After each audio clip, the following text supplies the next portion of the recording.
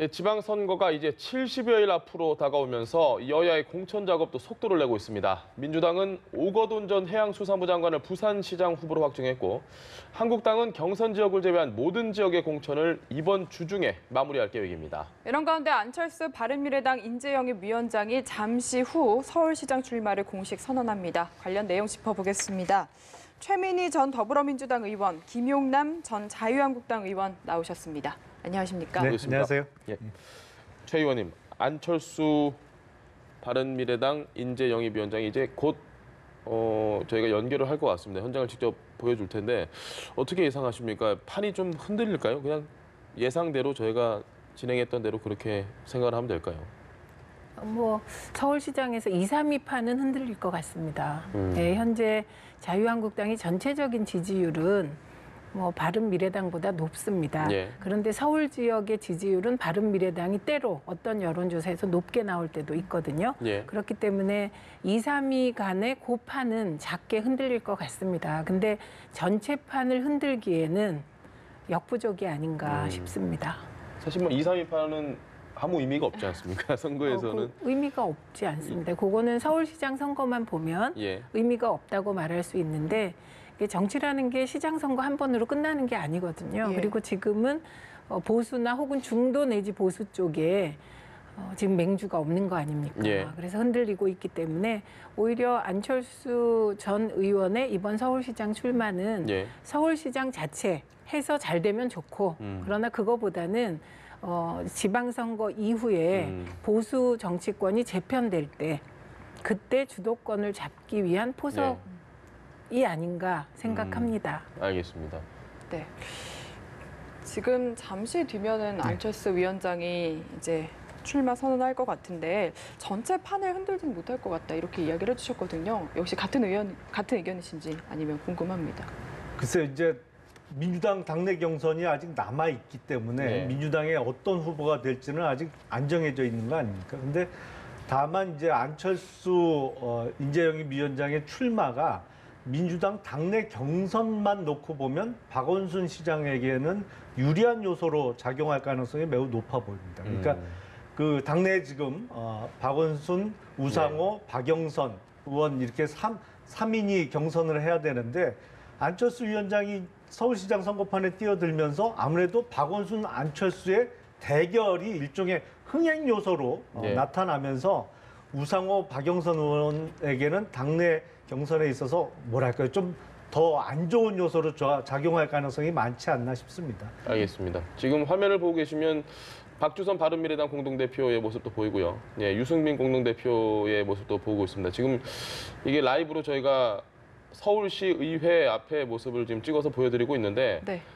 가운데 안철수 인재영입 위원장의 모습도 아마 보이실 겁니다. 김동철 원대가 맞나요 지금? 예. 지금 좀 멀어서 잘 안 보이는데 서울시 의회 앞에서 서울시장 출마를 공식 선언한다. 이것도 아주 지극히 당연한 건가요? 아니면 좀 의미가 있을까요? 박원순 시장이 바로 앞에 있는데. 그러니까 시장 출마를 선언하는 게 되게 시청이나 저런 곳이죠. 그리고 시청 시의회, 아무래도 시의회는 시장을 견제하는 곳이잖아요. 그러니까 그런 의미도 가졌을 거라고 봅니다. 네, 알겠습니다. 네, 역시 딱 도로 하나를 사이에 두고 서울시청이 그 앞에 있거든요. 이게 좀 의미가 있다 이렇게 짚는 언론도 있던데요. 글쎄요, 그 출마 선언을 보통 정론관, 국회 정론관에서 하는 경우도 있고 어떤 경우에는 전통시장에서 하거나 아니면 남산에서 하는 경우도 있습니다. 근데 그 어느 장소에서 출마 선언을 할지를 결정하는 가장 중요한 요소는 흥행성이에요. 그러니까 기자들이 있는 곳에 가서 출마 선언을 해야 되는 후보들이 있는 거고 자기가 출마 선언을 하는 곳으로 기자들을 불러들일 수 있는 후보가 있는 것이거든요. 그러니까 그런 의미에서 서울시 의회 앞은 약간 어정쩡합니다. 사실은 진짜 자신 있으면 어디 저 전통시장이나 아니면 남산 올라가서 하더라도 기자들이 벌떼같이 이렇게 몰려들 수 있는 상황이라면 자신 있게 이렇게 할 수 있는 건데 서울시청에서 가깝고 기자들의 접근이 비교적 용이한 서울시 의회 앞에서 출마 선언을 하는 것은 약간 중간 지점에서 선택을 한 것이 아닌가 싶습니다. 알겠습니다. 그 민주당 내 경선이 지금 박영선, 우상호, 박원순 이렇게 3명이 붙게 될 텐데 혹시 안철수 시장 후보가 이제 공식 선언이 되면 당내 경선에도 좀 영향을 미칠 거라고 보십니까? 좀 독주 체제이긴 한데 현재로서는. 그 뭐 영향을 미치겠죠. 예. 그리고 여러 가지 이유로 민주당이 결선 투표를 도입했습니다. 예. 근데 이 결선 투표는 추격하는 후보들에게 유리한 제도이거든요. 예. 그래서 결선 투표를 도입함으로써 민주당 흥행이 조금 더 역동적으로 된 건 맞습니다. 예, 예. 안철수 인재영입 위원장이 서울시장 출마를 공식 선언했습니다. 일단 뭐 이야기를 하던 중에 저희가 다시 네. 대담을 하려고 돌아왔는데 일단 어떻게 좀 보셨습니까? 분위기나 같은 게 좀. 우선 저 모습은 지난 대선 때 누굽니까 하던 거기서 말투만 조금 예. 바꾼 것 같고요. 그다음에 저는 그 안철수 후보가 이제 후보죠. 출마 선언하니까 예. 후보가 과거 7년 전을 자꾸 언급하는 것은 예. 별로 도움이 될 것 같지 않습니다. 그리고 이제 아름다운 양보라고 하는 것이 다른 사람이 아름다운 양보라고 얘기하면 예. 그나마 의미가 있는데 본인이나 바른미래당 주변에서 그 얘기가 나오면 별로 식상한 것이거든요. 예. 그런데 또 하나만 더 안철수 후보가 짚어주기를 바라는 것은 그 윤여준 전 장관이 예. 안철수 후보의 멘토 시절이 있었잖아요. 예. 근데 그분이 시사인하고 2011년 12월 8일 날 인터뷰한 게 있습니다. 예. 그 인터뷰를 보면 요지가 그 아름다운 양보라는 것은 서울시장을 출마하고 싶어 하다가 예. 출마 선언을 했는데 갑자기 3일 후에 안철수 후보가 번복을 하면서 출마 못하겠다. 예. 예. 이렇게 나와서 이유가 뭐냐 물어보니 아버지가 반대한다 그랬다는 거 아닙니까? 이게 인터뷰 내용입니다. 그런데 그러면 이게 장난도 아니고 이렇게 그냥 출마를 번복하면 안 되니 명분을 찾아야 된다. 예.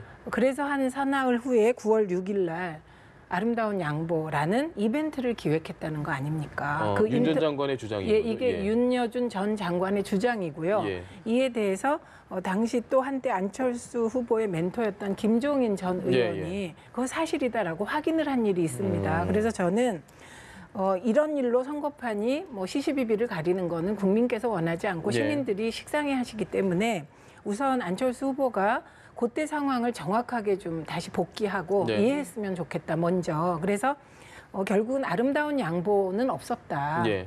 그 양보 이벤트 전에 나흘 전에 이미 출마는 안 하기로 했었다. 부친의 반대로. 이런 인터뷰가 있었습니다. 그래서 이 인터뷰의 진위를 먼저 확인하면 좋겠어요. 근데 그 인터뷰가 나가고 안철수 후보 쪽에서 전혀 문제 제기를 안 했기 때문에 예. 그게 지금 사실로 받아들여지고 있거든요. 예. 이 상황에서 과거로 돌아가서 아름다운 양보 운운하는 것은 저는 뭐 도움도 안 될 뿐 아니라 좀 선거판을 퇴행시키는 게 아닌가 싶거든요. 그래서 사실 확인을 먼저 하시길 제안드립니다. 알겠습니다.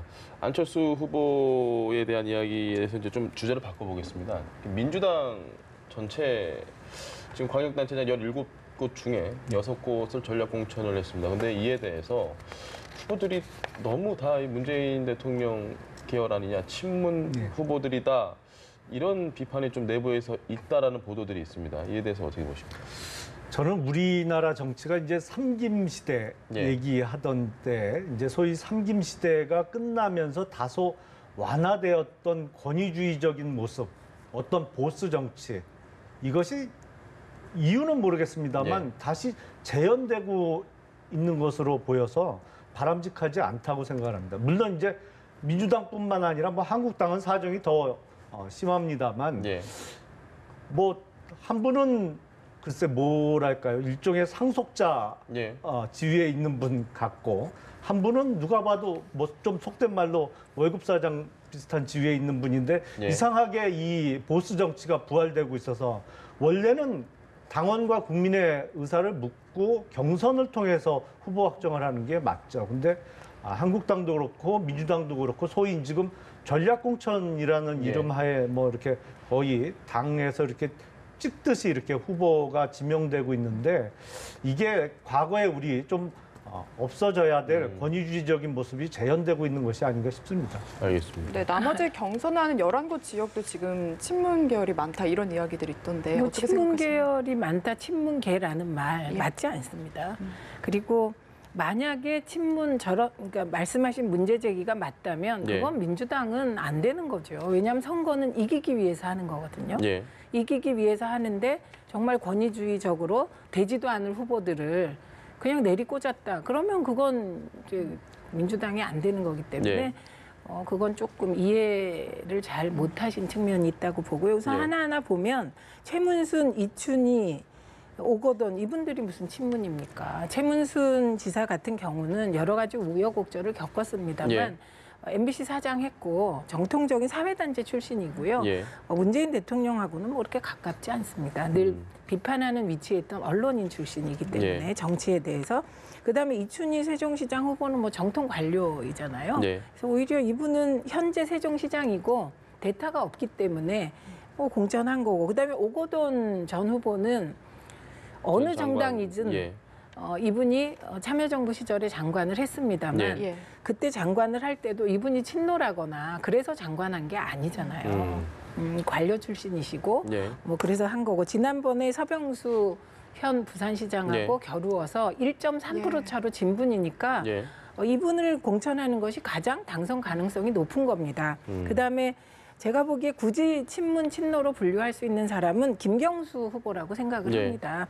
근데 김경수 후보의 경우도 본인은 지금 초선이거든요. 예. 그리고 국회의원을 한 지 2년밖에 안 됐습니다. 그래서 이 초선 의원이 경남조지사에 출마하는 그런 도전을 감수하고 싶었을까요?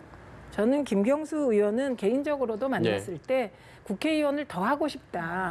의정활동을 좀 더 제대로 해서 배우고 싶다는 의지가 강했는데 김경수 후보야말로 바닥에서 예. 민주당 지지자들이 불러낸 후보입니다. 예. 그래서 이걸 친문으로 엮는 건 무리입니다. 근데 친문 맞습니다. 그래서 전체적으로 뭐 비판을 하기 위해서 여러 말씀을 하실 수 있지만 예. 그리고 또 하나 확실한 거는 지금 문재인 대통령이 아주 잘하고 계시잖아요. 예. 그래서 그 문재인 대통령을 만든 사람들, 뜻을 같이 하는 사람들이 지방선거에 출마해서 자치단체장이 되는 것은 문재인 정부 성공을 위해서 좋은 일이라고 생각합니다. 예. 그래서 문재인 대통령과 가치와 지향을 공유하는 올바르고 깨끗한 사람들, 이런 분들이 후보로 나서는 게 뭐가 문제입니까? 그게 이제 정당에서 누구를 찍어서 공천 주면서 예. 그 사람이 공천을 받아야 되는 이유, 우리 당의 후보가 꼭 돼야 되는 이유를 대라 그러면 한 100가지 정도 될 수 있습니다. 누굴 내세워도. 예. 근데 반대로 그 사람이 후보로서 왜 부적합한지를 이유를 대라 그러면 또 한 100가지 정도 나와요. 예. 뭐 예를 들어서 지금 울산시장 후보로 공천이 확정된 송철호 변호사 같은 예. 경우에는 사실은 얼마 전에 황운하 울산 경찰청장하고의 부적절한 만남 내지는 뭐 일종의 그 뭐랄까 의혹들이 있었잖아요. 예. 그러니까 뭐 어떤 특정인을 놓고 왜 그 사람이 돼야 되느냐 안 돼야 되느냐 이유를 뭐 설명하기 시작하면 한두 끝도 없고요. 전체적으로 보면 그럼에도 불구하고 절차적 정당성이 중요하다는 것이죠. 예. 그러니까 이게 지금 대통령과 뜻을 같이 하기 때문에 그런 이유로 권위주의적으로 소위 보수 정치를 하면서 공천 준 게 수십 년 동안 반복되었습니다. 근데 다만 최근에 좀 완화되는 그 경향이 있었는데 이게 예. 다시 퇴행적으로 지금 되돌아가고 있다는 것이 저는 우리 정치의 문제라고 생각을 하는 것이죠. 그러니까 뭐 이건 비단 민주당의 문제뿐만 아니라 지금 우리 정치의 문제가 다시 불거지고 시대 역행적이고 퇴행적으로 바뀌고 있는 것이 아닌가 싶습니다. 알겠습니다. 근데 이 부분은 짚어야 되는데요. 일단 이 공천을 문재인 대통령이 했냐? 예. 이건 추미애 대표가 하는 공천입니다. 이거는 추미애 대표가 지금 여성 지도자로서 예. 뭐 여러 가지 문제에서 강단 있게 해가고 있는 거고, 그다음에 그런 과거의 권위주의적인 공천의 대명사는 지난 총선 때 친박 패권 공천이었죠. 예. 저희가 옥새 파동까지 기억하고 있는데 저는 과거 구 새누리당 내에서 결국 그런 친박 패권 정치, 친박 패권 공천이 그게 새누리당을 몰락시킨 요인이 됐다고 생각을 합니다. 네. 그래서 그때 뭐 마치 박근혜 대통령 사진을 걸었다 띄었다 뭐 이런 얘기들 다 기억하고 있기 때문에 이게 적어도 민주당이 주로 경선을 통해서 후보를 선출하게 되면서 많이 완화됐습니다만 구새누리당에는 굉장히 강하게 남아 있었다 이 말씀 드리고요. 그리고 저는 아무리 그러니까 설사 약간만 양보해서 뭐 전략공천에 문제가 있다고 칩시다. 그렇더라도 김문수, 이인재 두 분 공천만 하겠습니까? 이거는 뭐 여러 가지 논란이 있지 않겠습니까? 예, 예. 알겠습니다. 아니 그러니까 이게 욕하다가 닮는다고 자꾸 그 비난하다가 이게 점점 닮아가서 제가 드리는 말씀이에요. 민주당이 지금 친박 패권 비판하시다가 친문 패권이 자꾸 닮아가고 있는 게 그게 우려스럽다는 아니 말씀을 지금 드리는 겁니다. 친문 패권이 어디 있습니까? 지금 그런 말씀하시면 안 돼요. 친박 패권 공천이었다고 제가 말씀드리는 것은 예. 근거가 있습니다. 옥새 파동까지 났으니까. 그리고 대구시당인가요? 어딘가는 그 영정파동까지 나지 않았습니까? 이런 거를 패권이라고 하는 거고요. 지금 김경수 후보를 공천하는 과정에서 예. 전략 공천했는데 그 과정 보시면 나머지 후보들이 김경수 후보가 더 경쟁력이 있다고 정말 아름다운 양보를 한 것이거든요. 그 후보들 누가 자기 이름을 걸고 문제 삼은 게 없는데 지금 다른 곳에서 언론에서 문제 삼는 거 아닙니까? 그래서 패권이라는 말을 쓸 때 패권의 증거가 있어야 합니다. 알겠습니다. 저는 김경수 후보의 전략 공천은 아주 잘된 공천이라고 봅니다. 알겠습니다. 패권에 대한 이야기는 여기까지 하고 그 좀 재미있는 빅매치들이 이제 조금씩 만들어지는 것 같습니다. 부산 같은 경우에 말씀하셨던 것처럼 뭐 오고돈, 서병수 여기도 빅매치인데 경남 같은 경우에 지금 계속 저희가 우리 김경수 의원 이야기를 했습니다. 김경수 후보와 김태호 전 지사, 김태호 후보 이 두 사람의 매치도 상당히 좀 흥미롭거든요. 그렇죠. 어떻게 예상하십니까? 경남은 이제 부산도 마찬가지입니다만 한국당 입장에서는 절대로 져서는 안 되는 지역입니다. 예. 그리고 뭐 홍준표 대표가 직전까지 경남지사를 했었고요. 그래서 어떻게 보면 정치적 명운이 걸려 있다고도 볼 수 있는데 김태호 전 경남지사는 사실은 지난 총선을 불출마했었죠. 예. 그리고 뭐 근 2년 동안 미국, 중국 이렇게 해외에 좀 머물면서 본인 스스로도 이제 공부하고 재충전의 시간이 필요하다 그래서 이렇게 보냈다가 전격적으로 지금 출마를 하게 됐습니다만 예. 제가 이제 김태호 전 지사를 제가 느끼기에는 예. 이분이 상당히 선거에 강해요. 정말 이게 선거 전에 딱 돌입하면 뭐 이 당세라고 하죠. 예. 그걸 업어야 되는 후보들이 있고 후보 본인 자체가 이렇게 지역을 쫙 돌아다니면 그야말로 바람을 일으킬 수 있는 좀 뭐 자체적인 경쟁력을 가진 후보들이 좀 나뉘는데 김태호 전 지사의 경우에는 그야말로 본인 자체로 어떤 바람을 일으킬 수 있는 이렇게 진짜 선거에 강한 정치인으로 제가 알고 있거든요. 예. 그래서 경남지사 선거는 그야말로 빅매치가 되지 않을까. 그 결과를 누구도 장담할 수 없는 예. 혼전의 양상을 보이지 않을까 싶습니다. 알겠습니다. 네. 최 의원님은 좀 어떻게 예상하시나요? 네, 혼전으로 가면 자유한국당은 성공한 것이죠. 그리고 김태호 후보의 경우는 그나마 자유한국당에서 뽑은 다른 후보에 비해서는 예. 좀 말이 되는 후보로 봅니다. 다른 그리고 분들은 그런 별로 말이 안 된다고 생각하십니까? 어떠십니까? 뭐 어쨌든 그건 노코멘트 하겠습니다. 알겠습니다. 그리고 저도 19대 국회 때 같이 잠시 일을 해봤는데 뭐 말씀하신 대로 일부 경쟁력이 있다고 봅니다. 그래서 선거라는 게 두 가지잖아요. 일단 구도하고 흐름, 그리고 개인 경쟁력입니다. 예. 근데 저는 뭐 박빙의 혼전으로는 갈 것 같습니다. 예. 그런데 기본적으로 이번 선거가 구도와 흐름이 더 압도할 선거로 개인적으로 보기 때문에 김경수 후보가 출마하면서 그런 얘기를 했더라고요. 그 아무리 잘해도 예. 51대 49의 싸움이 될 수밖에 없는 곳이 경남이다. 그 인식에 같이 하면서 그러나 구도와 흐름이 이길 것 같은 예. 제 생각은 그렇습니다. 알겠습니다.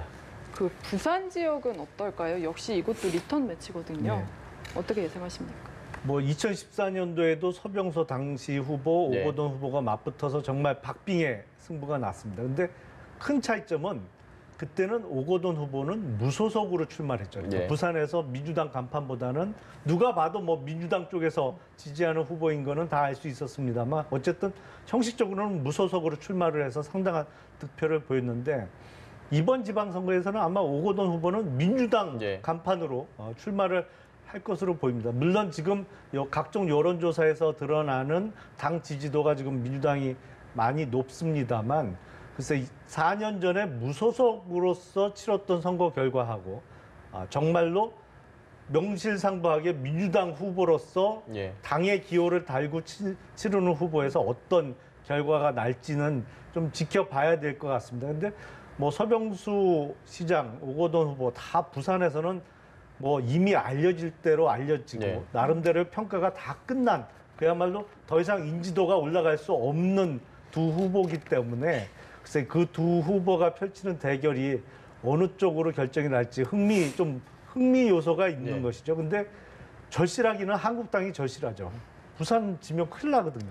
정말 누구 표현대로 진짜 부산 앞바다에 다 빠져야 되는 상황이기 때문에 절대 질 수 없는 선거가 부산시장 선거가 아닌가 싶습니다. 알겠습니다.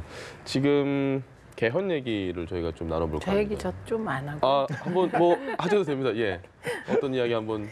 그러니까 오거돈 후보가 민주당 성향이면서 무소속으로 출마했다는 건 아마도 민주당 입장에서는 되게 안 좋은 상황입니다. 그건 그 당시에 민주당 지지율이 부산에서 되게 낮았고 네. 그렇기 때문에 불가피하게 선택했던 걸 거입니다. 그런데 그 후로 4년이 흐르면서 정말 너무 많은 일이 벌어졌고 경천 동지할 일이 벌어진 네. 거거든요. 그래서 부산에서도 문재인 후보가 지난 대선 때 이겼습니다. 네. 예, 많이 이겼습니다. 그래서 결국 그 흐름 속에서 보면 지난번 무소속일 때 1.3%의 박빙이었거든요. 예. 근데 이제 무소속이 그런 지역 정서 때문에 무소속을 택하지만 무소속의 약점도 있습니다. 네. 왜냐하면 선거라는 건 결국 막판에 가면 조직이거든요. 우리 쪽을 지지하는 사람을 얼마나 많이 끌어내느냐에 성공한 후보가 이기는 건데 네.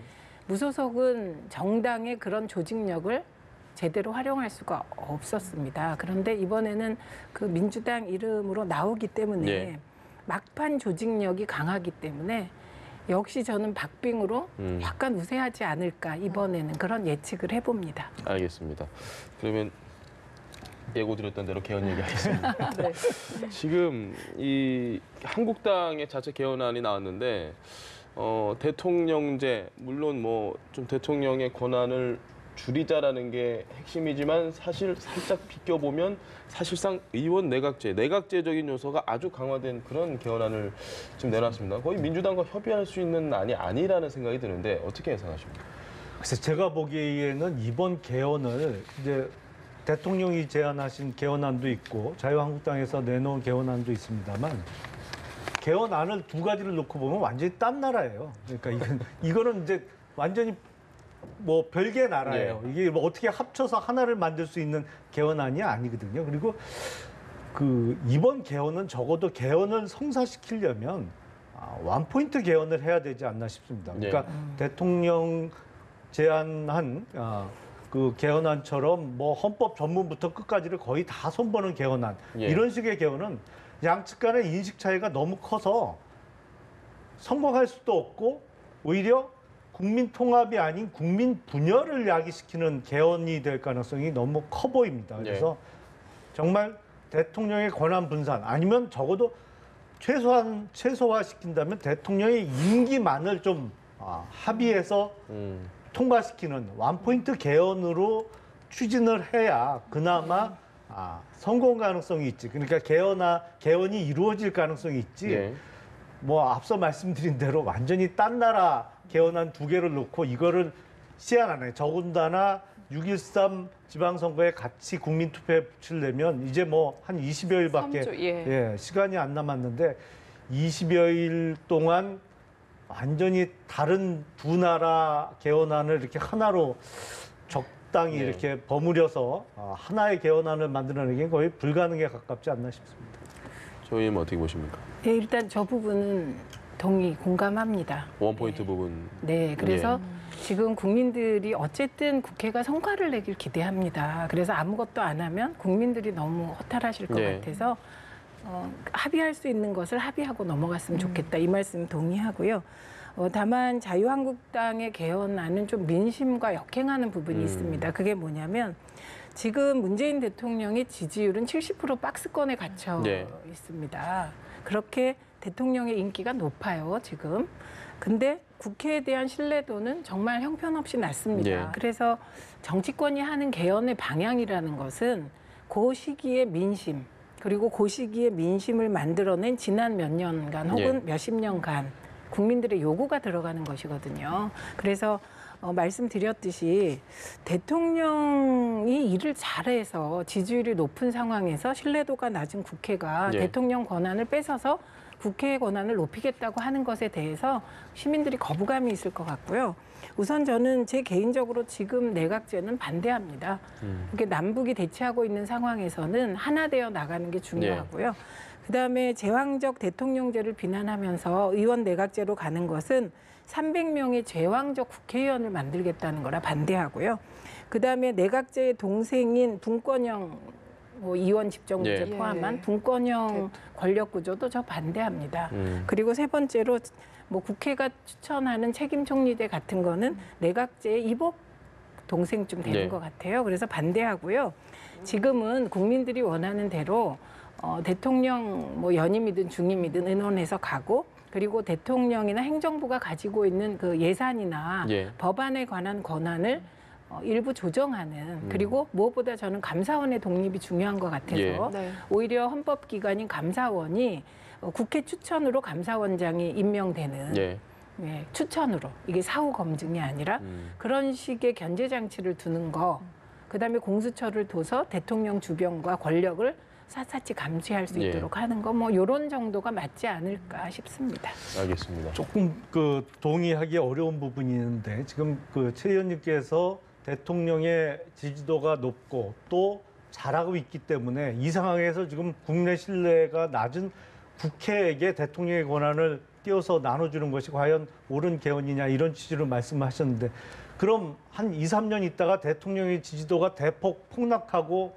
그렇게 되면 그때 가서 다시 개헌을 또 하자는 말씀입니까? 그러면 그때 대통령의 권한을 국회로 나눠주는? 그럴 수는 없거든요. 그러니까 우리가 추진하는 개헌은 그야말로 보다 어떠한 상황이더라도 권력의 남용이 일어날 가능성을 줄일 수 있는 그리고 집중된 권력을 분산할 수 있는 개헌안을 논의해서 통과시켜야지 이게 대통령 지지도 높으면 대통령의 권한을 몰아주는 개헌을 했다가 지지도 떨어지면 또 그 권한을 뺏어서 의회 쪽에 몰아주는 개헌을 할 수는 없는 거거든요. 그걸 주기적으로 개헌할 수는 없는 거고 그런 의미에서 지금 그동안 많은 문제점이 지적됐던 대통령에게 집중됐던 권한을 분산시키고 그걸 견제할 수 있는 개헌을 나가자는 그런 개헌을 하자는 것이 이제 한국당의 기본적인 입장입니다. 물론 한국당이 내놓은 개헌안의 모든 내용에 대해서 제가 개인적으로 동의하는 것은 아닙니다만 지금 이 시점에서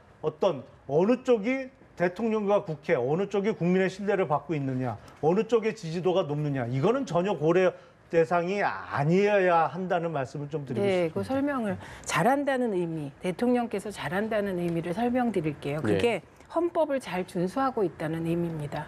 그러니까 저는 지난 국정농단이나 그 MB의 구속을 일으켜온 문제가 헌법의 문제라고 생각하지 않는다 이 말씀입니다. 그게 무슨 소리냐면 최순실이라는 강남 아줌마가 나타나서 국정농단을 하는 과정이 그게 헌법이 잘못돼서 그런 거 아니잖아요.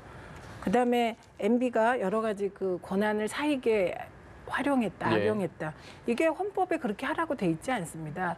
과거의 국정농단이나 MB 비리 같은 것은 저는 헌법을 대통령이 준수하지 않아서 왔다 이런 인식을 가지고 있는 것이고요. 그다음에 정치라는 게 타이밍이기 때문에 사실은 기본적으로 맞습니다. 제도는 대통령이 인기가 없건 어떻건 간에 가장 합리적인 이 시기에 맞는 걸 택해야 되는데 정치가 타이밍이라서요. 지금 이 시점에 정말 신뢰도가 가장 낮은 그리고 제가 지역 돌아보거나 누구 만나도 국회의원 욕 안 하는 분이 없습니다. 여야를 넘어. 이런 상황에서 과연 국회의 권한을 더 몰아주자는 헌법 개정 논의가 국민적 지지를 받을 수 있겠느냐라는 타이밍적 문제 제기를 드립니다. 알겠습니다. 임종석 실장이 브리핑을 했었던 이야기를 좀 저희가 짚어봐야 될 것 같습니다. 사실 지금 정부 개헌안 그리고 한국당의 개헌안이 두 분 다 아시겠지만 거의 합의사항을 찾아볼 수 없는데 이런 상황에 청와대가 어떤 입장을 발표할까 좀 기대가 됐는데 지금 했던 얘기는 개헌안을 떠나서 국민투표법에 대한 이야기를 많이 했습니다. 근데 이 부분은 얼마든지 개헌안 내용 자체가 합의를 보면 금방 해결될 수 있는 문제 아닌가요? 왜 이 부분을 좀 강조했다고 보십니까? 오전에 시작해서 오후에 끝낼 수 있는 문제죠. 사실은 예, 국민투표법을 개정하는 문제는 사실은 우리가 어려운 과제인 것은 합의된 개헌안을 도출하고 그것을 국회에서 200명 이상의 국회의원, 제적의원 3분의 2 이상의 찬성을 얻어낼 수 있느냐. 예. 그런 개헌안을 만들어낼 수 있느냐. 이게 어려운 과제지 사실은 절차적인 문제로서의 국민투표법의 개정은 개헌안에 대한 합의만 이루어진다면 사실 앞서 말씀드린 대로 하루 안에 끝낼 수 있는 문제거든요. 예. 그러니까 다소 지역적인 문제를 갖고 대통령 비서실장이 이렇게 생중계로 기자회견을 할 이유가 있었을까? 뭐 그 이유가 뭐였을지는 잘 모르겠습니다. 뭐 네. 개헌에 대한 국민의 주의를 한번 환기시키는 뭐 그런 의도가 있었으면 모르겠습니다만 어떤 뭐 그런 환기 효과도 어느 정도 될지 대단히 의심스럽고요. 뭐 다소 좀 지역적인 문제를 제기한 것이 아닌가 싶습니다. 알겠습니다. 네, 최 의원님은 이 청와대 브리핑 어떻게 보셨나요? 네, 저거는 개헌 그 절차 있잖아요. 예. 이 부분이라도 해결해 달라. 그래서 저는 이번 개헌을 꼭 어떻게든 아까 말씀하신 원포인트로라도 했으면 좋겠다는 간절함으로 인한 행동이라고 봅니다. 알겠습니다. 네. 저희가 오늘 이야기는 여기까지 하도록 하겠습니다. 지금까지 최민희 전 더불어민주당 의원 그리고 김용남 전 새누리당 의원 이렇게 두 분 말씀 들어봤습니다. 오늘 말씀 고맙습니다. 네, 잘 들었습니다. 감사합니다.